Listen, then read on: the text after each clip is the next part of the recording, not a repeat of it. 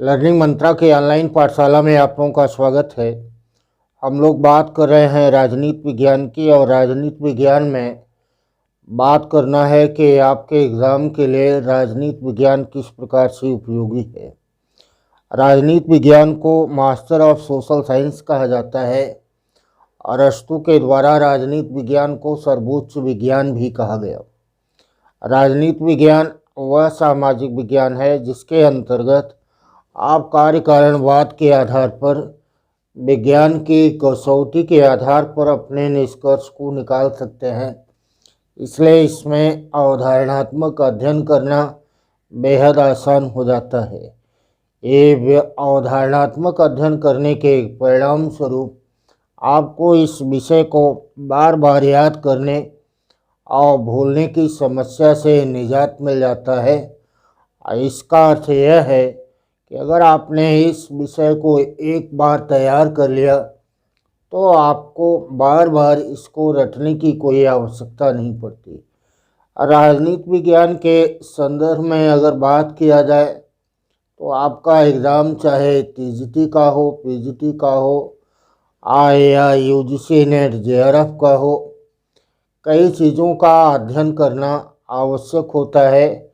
और राजनीति विज्ञान का अध्ययन करने के लिए पॉलिटिकल थ्योरी, पाश्चात्य राजनीतिक विचारक, भारतीय राजनीतिक विचारक, भारत का संविधान और राजनीतिक व्यवस्था, अंतर्राष्ट्रीय राजनीति, इंटरनेशनल रिलेशन और इंटरनेशनल पॉलिटिक्स का आपको अध्ययन, कंपैरेटिव पॉलिटिक्स और पब्लिक एडमिनिस्ट्रेशन, तुलनात्मक राजनीति विज्ञान और लोक प्रशासन का अध्ययन करना होता है।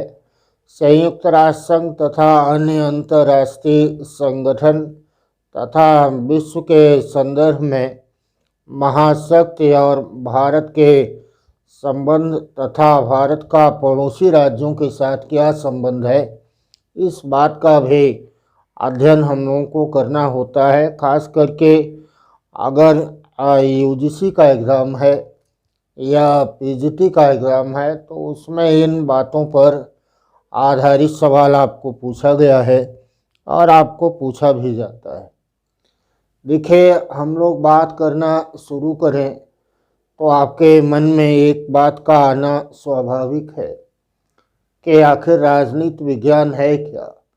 राजनीति विज्ञान क्या है, इस बात को समझने के लिए आपको यह बात समझना है कि यह ज्ञान और विज्ञान का एक खंड है, यह ज्ञान और विज्ञान का एक भाग है।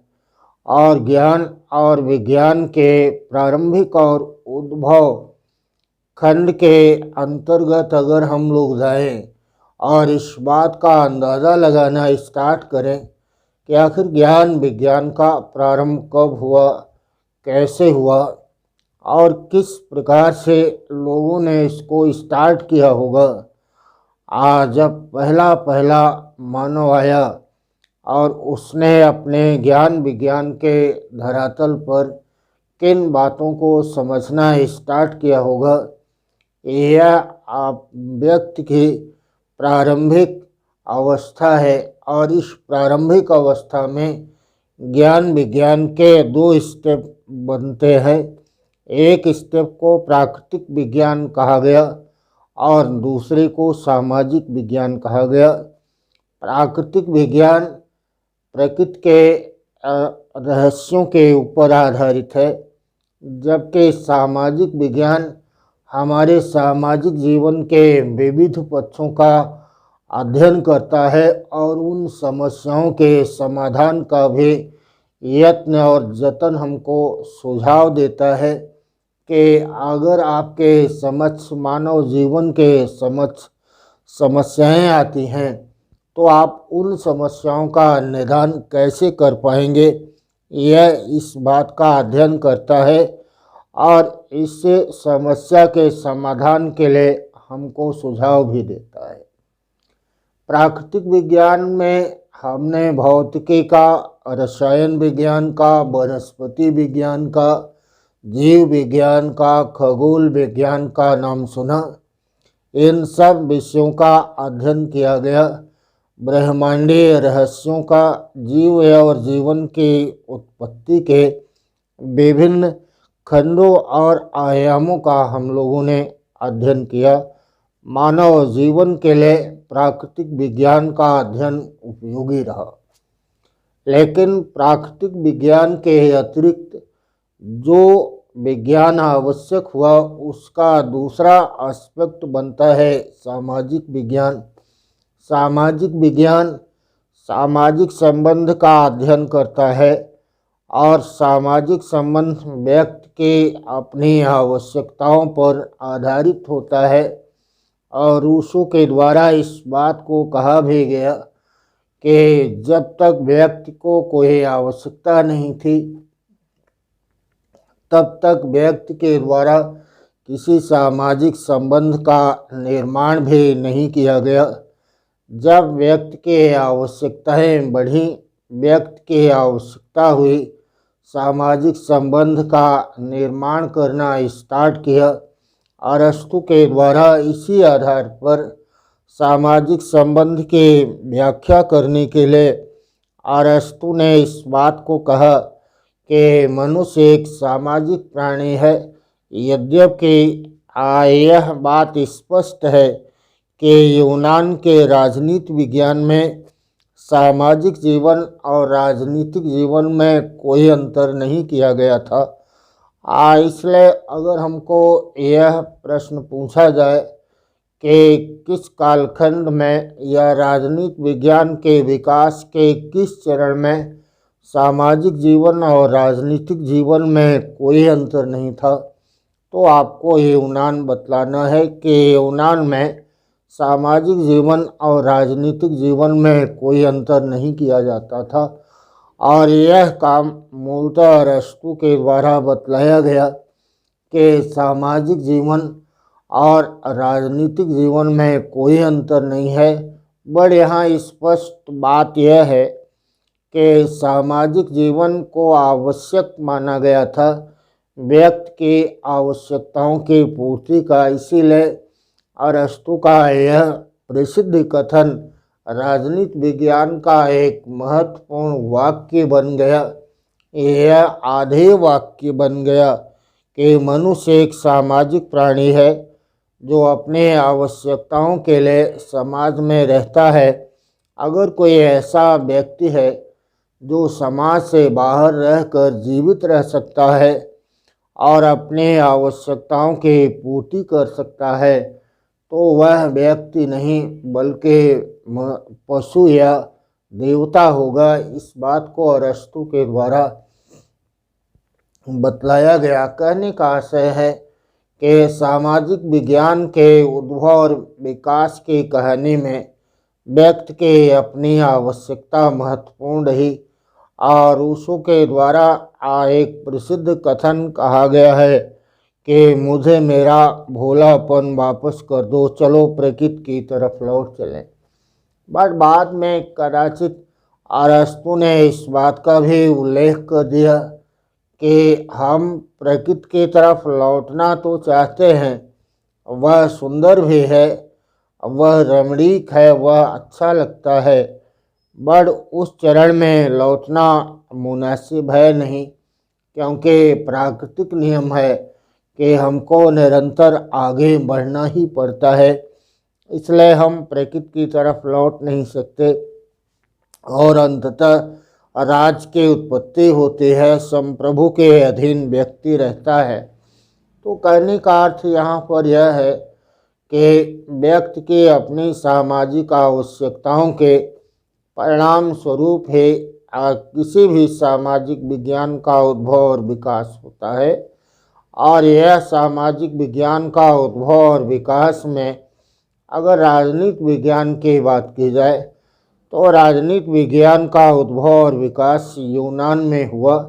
और राजनीति विज्ञान के उद्भव और विकास में यह बात भी स्पष्ट है कि राजनीति विज्ञान एक सामाजिक विज्ञान है और सामाजिक विज्ञान होने के कारण यह भी सामाजिक संबंध के पक्ष से संबंधित होता है।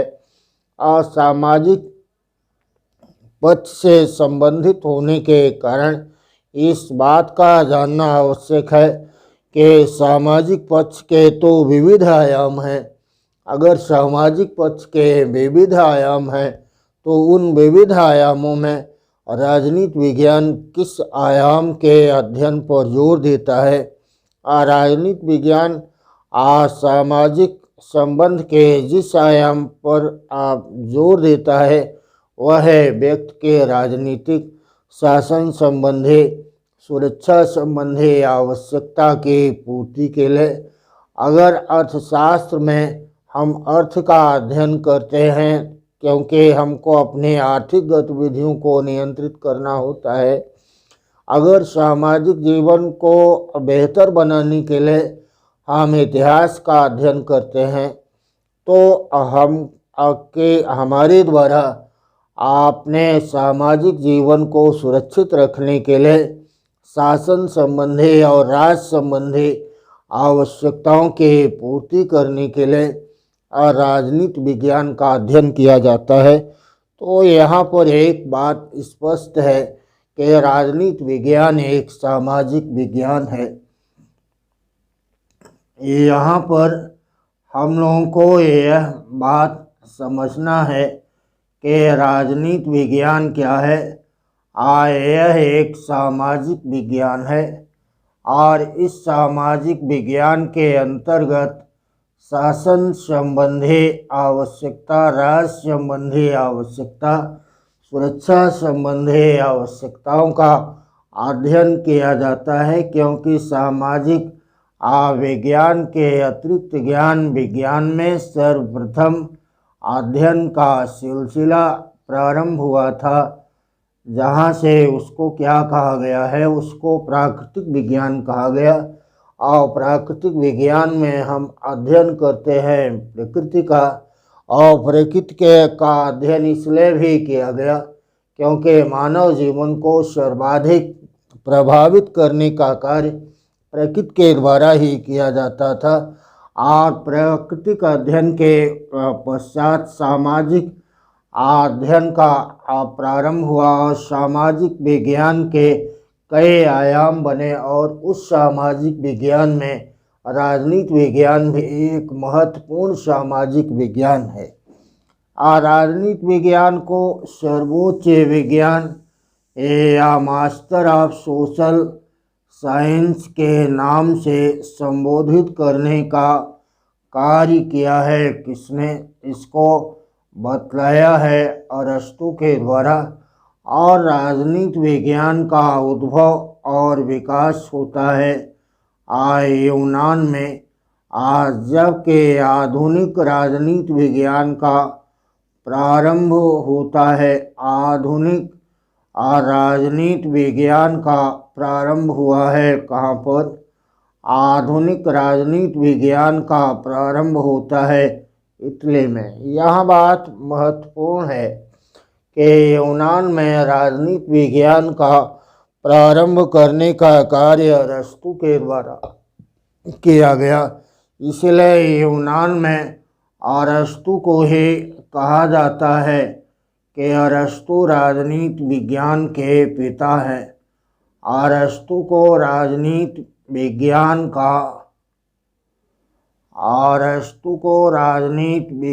का पिता कहा गया, जबकि आधुनिक राजनीति विज्ञान का पिता कौन है? आधुनिक राजनीति विज्ञान के पिता के रूप में आधुनिक राजनीति विज्ञान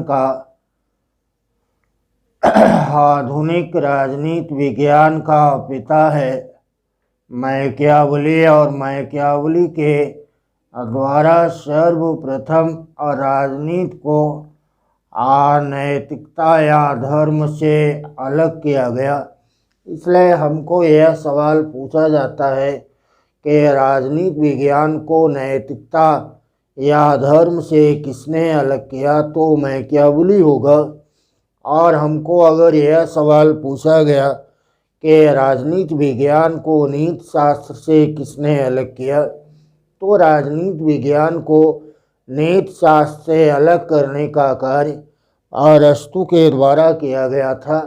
जबकि आपको एक बात मालूम है कि राजनीति विज्ञान के अध्ययन का सिलसिला या राजनीति विज्ञान का प्रारंभकर्ता कौन है, तो राजनीति विज्ञान का प्रारंभकर्ता प्लेटो को कहते हैं। या यूं भी कहा जा सकता है कि यूनान में प्लेटो से भी पूर्व राजनीतिक विज्ञान के अध्ययन का सिलसिला प्रारंभ हुआ था।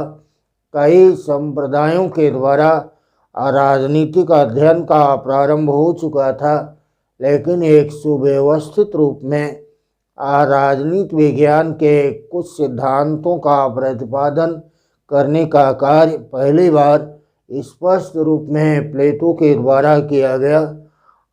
क्योंकि इसके पूर्व जिन लोगों ने भी राजनीति विज्ञान का प्रारंभ ही किया था, तो वहाँ पर राजनीति विज्ञान का कोई व्यवस्थित सिद्धांत नहीं दिया गया था और वह संपूर्ण अध्ययन भी नीति शास्त्र के अंतर्गत, दर्शन शास्त्र के अंतर्गत ही किया जाता था। यहाँ यह बात भी आपके लिए महत्वपूर्ण है कि प्लेटो के द्वारा राजनीति विज्ञान का सुव्यवस्थित क्रमबद्ध प्रारंभ भले ही किया गया और इसको राजनीति विज्ञान का प्रारंभकर्ता भी कहते हैं, लेकिन इसके बावजूद भी प्लेटो के द्वारा राजनीति विज्ञान का अध्ययन नीति शास्त्र के अंतर्गत ही किया गया था। अर्थात उसने नीति शास्त्र और राजनीति विज्ञान को पृथक करने का कार्य, अलग से इसका अध्ययन करने का कार्य नहीं किया। इसलिए प्लेटो को राजनीति विज्ञान का जन्मदाता या पिता नहीं माना जाता, जबकि अरस्तु ने नीति शास्त्र को से राजनीति विज्ञान को अलग कर दिया। इसीलिए अरस्तु को राजनीति विज्ञान का पिता कहा जाता है। अरस्तु और राजनीति विज्ञान का पिता है, जबकि आधुनिक राजनीति विज्ञान का पिता कहा गया है मैकियावेली को। यह बात भी स्पष्ट है कि राजनीति शब्द का राजनीति विज्ञान को अगर हम लोग आप पढ़ना स्टार्ट करते हैं तो आपके समझ दो बातें महत्वपूर्ण हो जाती हैं। के यूनान में इसके लिए जिस शब्दावली का प्रयोग किया गया था, उस शब्दावली का नाम है राजनीति। और राजनीति क्या है? यह पॉलिटिक्स का हिंदी रूपांतरण है।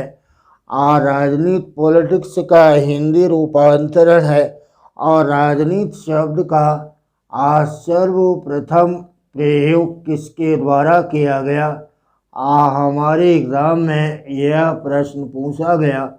सर्वप्रथम प्रयोग किया गया था अरस्तु के द्वारा, जबकि राजनीति विज्ञान शब्द का सर्वप्रथम प्रयोग किया था। राजनीति विज्ञान का सर्वप्रथम प्रयोग किया गया विलियम गॉडविन के द्वारा। इसलिए हमको अगर यह सवाल आता है कि राजनीति विज्ञान शब्द का प्रयोग किसने किया, तो विलियम गॉडविन होगा। राजनीति का सर्वप्रथम प्रयोग किसने किया, तो इसमें अरस्तु का नाम होगा। या राजनीति विज्ञान का नामकरण किसके द्वारा किया गया है, तो राजनीति विज्ञान का नामकरण भी किया गया विलियम गॉडविन के द्वारा। यह बात भी महत्वपूर्ण है कि अरस्तु के द्वारा राजनीति का अध्ययन करने के लिए इसीलिए अपनी पुस्तक का नाम पॉलिटिक्स रखा गया था। इसके भी पूर्व अगर हम लोग बात करते हैं कि राजनीति विज्ञान वह सामाजिक विज्ञान है जो शासन और सरकार का अध्ययन तथा शासन प्रणाली का अध्ययन और राज्य का अध्ययन करता है। यह सब बातें परंपरागत राजनीति विज्ञान के ऊपर आधारित है, लेकिन आधुनिक राजनीति विज्ञान के अंतर्गत यह विषय एक व्यापक हो जाता है, जिसमें संपूर्ण राजनीतिक व्यवस्था का भी हम लोग अध्ययन करते हैं। राजनीतिक व्यवस्था को प्रभावित करने वाले विभिन्न कारकों का भी अध्ययन करते हैं, पर्यावरण का भी अध्ययन करते हैं। इस बात का भी अध्ययन किया जाता है कि मानवीय क्रियाओं के द्वारा शासन और प्रशासन को किस प्रकार से प्रभावित किया जाता है, कौन से ऐसे आयाम और तत्व हैं जो सरकार को प्रभावित करने का कार्य करते हैं। कहने का आशय है कि जहां अपने उद्भव और प्रारंभिक काल में राजनीति विज्ञान एक संकुचित विषय के रूप में प्रारंभ होता है, जो केवल संस्थात्मक अध्ययन और वर्णनात्मक अध्ययन प्रणाली पर ही आधारित होकर के रह जाता है, वहीं पर आधुनिक काल में और आधुनिक दृष्टिकोण के द्वारा राजनीति विज्ञान की एक व्यापक व्याख्या की गई। ईसा पूर्व यूनान से राजनीति विज्ञान प्रारंभ होकर वर्तमान में भी यह निरंतर आगे बढ़ता जा रहा है। अगर आज हम लोग बात करें तो विभिन्न नए आयाम भी राजनीति विज्ञान के अंतर्गत जुड़े हुए हैं, जैसे वैश्वीकरण का, बाजारवाद का, या राजनीतिक अर्थशास्त्र का अध्ययन करना, या मानवाधिकार का अध्ययन करना, या राजनीति विज्ञान को सामाजिक जीवन के लिए एक व्यापक आधार प्रदान करना। ऐसे अनेक आयाम राजनीति विज्ञान के अंतर्गत जुड़ते जा रहे हैं। इसलिए यह एक व्यापक सामाजिक विज्ञान के रूप में आज मान्यता प्राप्त कर लिया है। इसीलिए किसी भी हमारे एग्ज़ाम के अंतर्गत न केवल पारंपरिक विषय वस्तु ये इसमें पूछा जाता है, बल्कि इसमें रिसेंट का भी राजनीति विज्ञान, वर्तमान संदर्भ में भी राजनीति विज्ञान ने मानव जीवन को किस प्रकार से प्रभावित किया है, इस बात का भी इसमें अध्ययन किया जाता है। देखिए यहाँ पर बात महत्वपूर्ण है आके राजनीति शब्द का प्रयोग अरस्तु ने और राजनीति विज्ञान का प्रयोग किया है विलियम गाडविल ने। प्रारंभ से लेकर आज तक अगर हम लोग बात करते हैं तो राजनीति विज्ञान का नामकरण पर भी राजनीति वैज्ञानिकों में मतैक्यता नहीं पाई जाती, बल्कि इसके नामकरण पर भी अनेक राजनीति वैज्ञानिकों का अलग अलग मत है। इस बात को हम लोग देखेंगे कि किन लोगों ने राजनीति शास्त्र का प्रयोग किया, किसके द्वारा राजनीतिक दर्शन शब्द का प्रयोग किया गया और किसके द्वारा राजनीति विज्ञान का प्रयोग किया गया और किसने इसके लिए तुलनात्मक राजनीति या अंतर्राष्ट्रीय राजनीति का प्रयोग किया और अंततः यह राजनीति विज्ञान के रूप में सर्वमान्य हो जाता है। इसको राजनीति विज्ञान के नामकरण की समस्या कहते हैं। अगर आपको मेंस का एग्ज़ाम देना होता है या जीआईसी मेंस का एग्ज़ाम अगर आप दे रहे होंगे तो इसमें एक सवाल यह आता है कि राजनीति विज्ञान ही राजनीति के विषय के लिए सर्वाधिक उपयुक्त नामकरण है, इस कथन की व्याख्या करें। तो इसका अर्थ यह है कि राजनीति विज्ञान के नामकरण पर प्रारंभ से लेकर वर्तमान तक कौन कौन से सुझाव दिए गए और उन विभिन्न राजनीति वैज्ञानिकों के अपने कौन कौन से तर्क थे, इस बात को हम लोगों को इसमें देखना होता है। तो देखिए यहाँ पर अगर हम लोग बात कर लें कि राजनीति विज्ञान को किस रूप में समझा गया और किस रूप में देखा गया, तो इसको समझने के लिए दो बातें सर्वाधिक महत्वपूर्ण हैं। एक बात है कि राजनीति विज्ञान को समझा जाए तो हम इसको समझ सकते हैं परंपरागत मॉडल में, और दूसरा अगर समझना है तो आप इसको समझें कि आधुनिक मॉडल में यह क्या है। ये दोनों बातें इसलिए हम आपको बतला रहे हैं क्योंकि यह आपके अप्रोच को भी डिसाइड करेगा। और राजनीति विज्ञान के जितनी भी अवधारणाओं का आप अध्ययन करेंगे तो इन्हीं दोनों के संदर्भ में आपको अध्ययन करना है, चाहे अर्थ की दृष्टि से, चाहे परिभाषा की दृष्टि से, चाहे आपको विषय क्षेत्र निर्धारण की दृष्टि से, या नामकरण की दृष्टि से, या किसी राजनीति विज्ञान के अन्य अवधारणा के संदर्भ में भी। तो आपको दो अप्रोचेस देखना है। एक अप्रोच है जिसको परंपरागत या traditional approach of the politics कहा गया, और दूसरे को आधुनिक दृष्टिकोण या modern approach of political science कहते हैं। अगर हम यहाँ पर टू दी पॉइंट बात कर लें कि इसके अंतर्गत हम लोग परंपरागत अध्ययन के अंतर्गत राजनीति विज्ञान को किस रूप में परिभाषित किया गया, तो आपको यहाँ यह बात मालूम होगा कि इसमें भी आप परिभाषाओं का वर्गीकरण हम दो रूपों में कर सकते हैं। सबसे पहले आपको नोट करना है कि यह आखिर राजनीति विज्ञान की अगर अर्थ और डिफिनीशन की बात है, अर्थ तो आपने यहाँ पर समझा कि राजनीति पॉलिटिक्स का हिंदी रूपांतरण है, और चूंकि यूनान में पोलिस शब्द का प्रयोग किया गया था, किसके लिए पोलिस शब्द का प्रयोग था? नगर राज्य के लिए। यूनान छोटे छोटे नगर राज्य में विभाजित था, और उन छोटे छोटे नगर राज्य के शासन प्रणाली उनका अध्ययन करने के लिए जिसका प्रयोग किया गया, पोलिस का अध्ययन जो करे उसी को राजनीति कहा गया। अरस्तु के द्वारा पॉलिटिक्स और इसके भी पूर्व प्लेटो के द्वारा रिपब्लिक शब्द के अंतर्गत अपने ग्रंथ का नामकरण भी किया गया। यहाँ पर यह बात भी महत्वपूर्ण है कि प्लेटो ने अपने जीवन के उत्तरार्ध में भी जिस ग्रंथ का लेखन किया था वह ग्रंथ था लास, और लास का सामान्य अर्थ कानून या शासन होता है। तो यहाँ ये बातें प्रूफ करता है कि राजनीति विज्ञान के परंपरावादी अध्ययन में, जैसा कि मैंने पहले भी आपको कहा कि इसमें अध्ययन होता है संस्थात्मक, इंस्टीट्यूशनल अध्ययन होता है।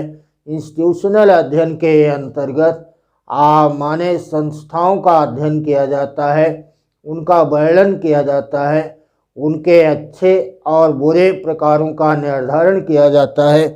तो इसमें इसीलिए यह सारा अध्ययन इस बात पर आधारित रहा कि संस्थाएं कौन कौन सी हैं और उन संस्थाओं का अध्ययन हम कैसे करेंगे, उसमें किन किन तत्वों को शामिल करेंगे। इसी के आधार पर राजनीति विज्ञान को ओवरऑल जिस रूप में डिफाइन करने का प्रयास किया गया उसी को राजनीति विज्ञान का परंपरागत परिभाषा के रूप में जाना जाता है। तो ये परंपरागत परिभाषाएं किस रूप में आती हैं, इसी बात का अध्ययन करने के लिए इसको 3 भागों में बांट दिया गया। एक राजनीति विज्ञान की वह परिभाषा है जो राज्य के ऊपर आधारित है, और दूसरी वह परिभाषा है जो कि सरकार को आधार मानती है, और तीसरी वह परिभाषा है जिसमें राज्य भी आता है और सरकार भी आता है, माने दोनों को आधार मान करके जो राजनीति विज्ञान को परिभाषित किया गया। देखिए यहाँ पर राज्य को आधार मान करके संपूर्ण राजनीति विज्ञान की व्याख्या जिसके द्वारा की गई उसमें एक नाम सर्वाधिक महत्वपूर्ण है, और वह नाम है किसका? हमको प्रश्न आएगा तो क्या लगाना है? गार्नर का। इसमें गार्नर का नाम महत्वपूर्ण है क्योंकि गार्नर के द्वारा कहा गया कि राजनीति विज्ञान का प्रारंभ और अंत राज्य के साथ होता है, और राजनीति विज्ञान का प्रारंभ और अंत राज्य के साथ होता है।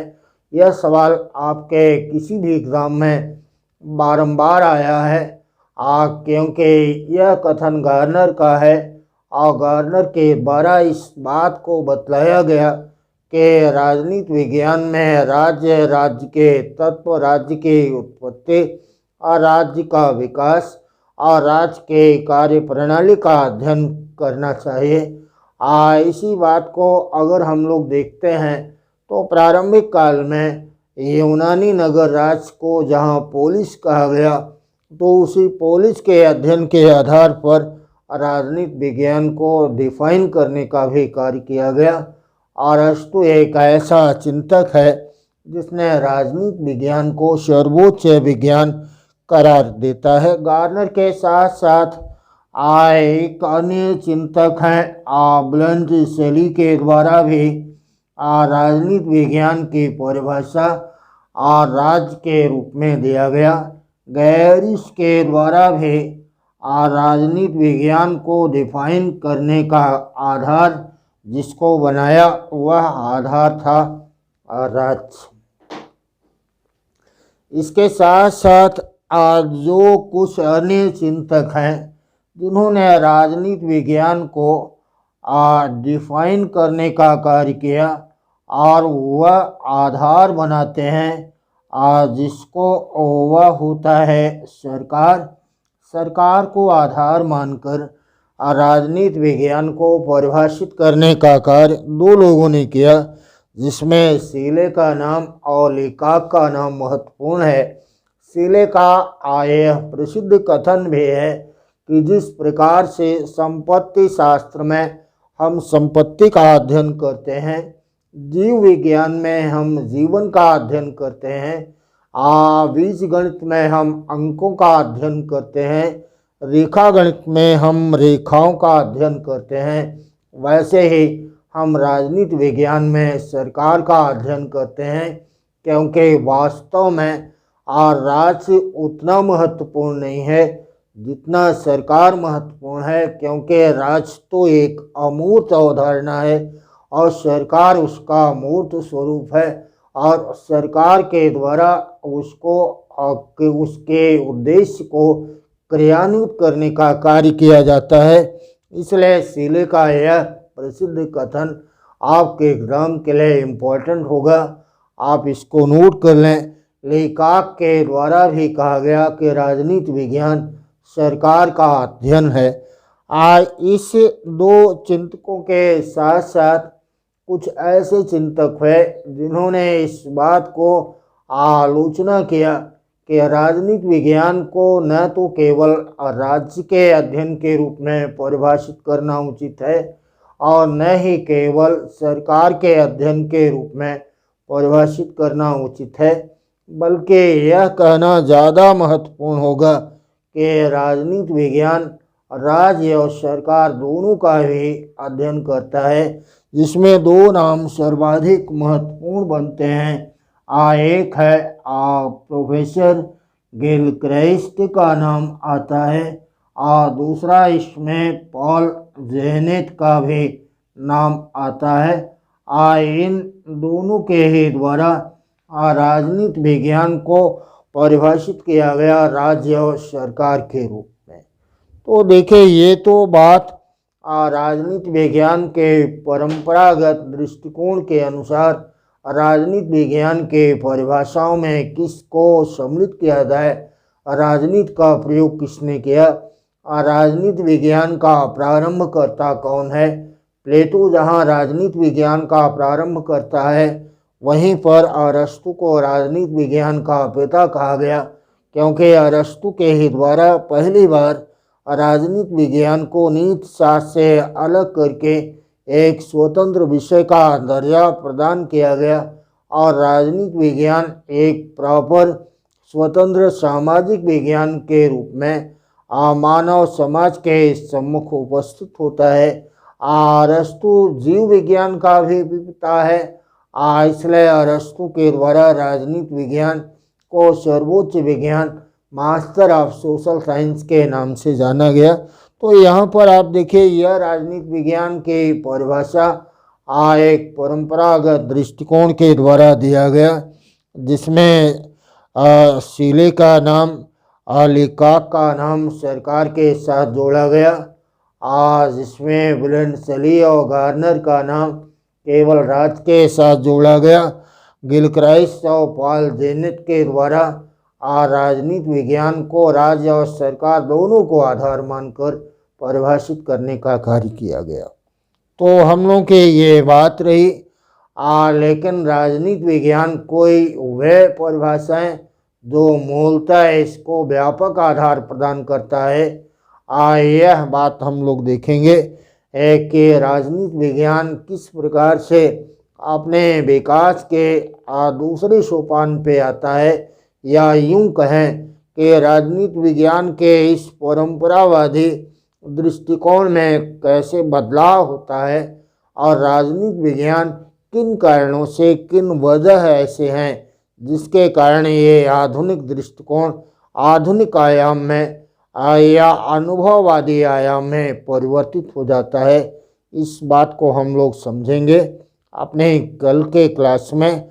आज की बात हम लोग की यहाँ तक थी। अगले क्लास में हम लोग फिर मिलेंगे। तब तक के लिए धन्यवाद।